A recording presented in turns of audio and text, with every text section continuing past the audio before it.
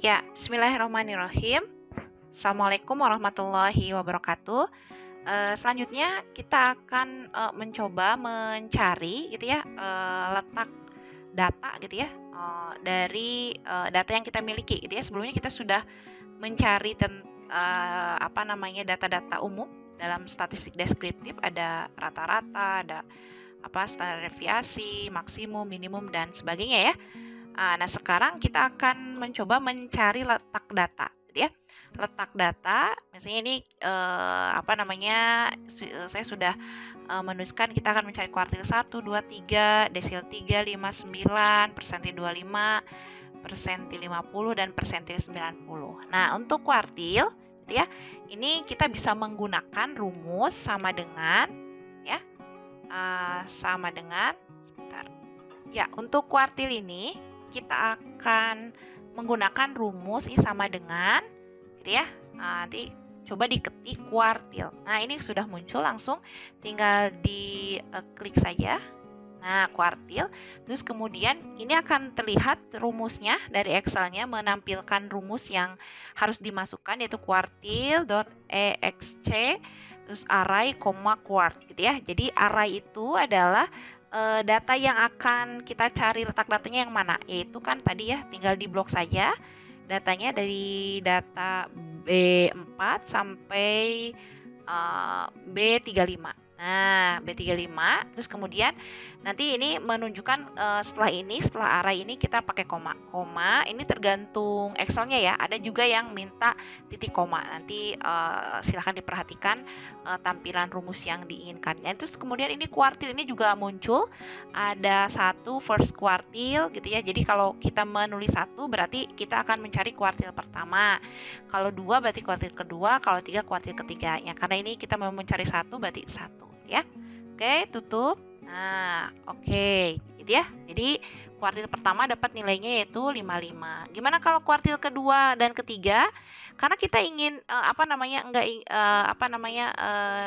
kita akan mencoba untuk memblok saja gitu ya. Yaitu mencoba untuk drag ke bawah. Nih, drag ke bawah. Nah, kalau drag ke bawah ini akan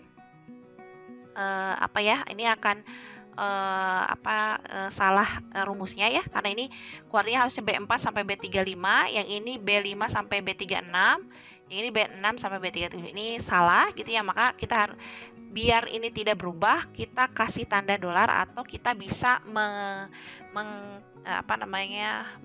menekan tombol Fn F4 atau F4 saja tergantung laptop masing-masing.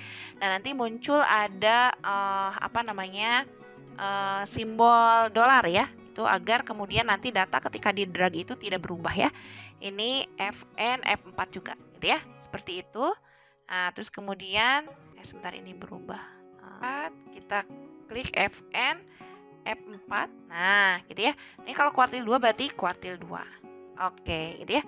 Nah, ini kalau ini kuartilnya 1.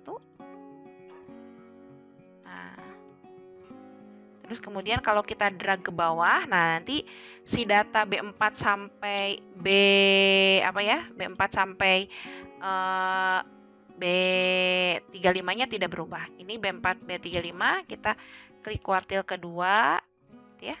Yang ini kita drag juga kuartil ketiga. Nah, untuk data kuartil sudah kita peroleh ya.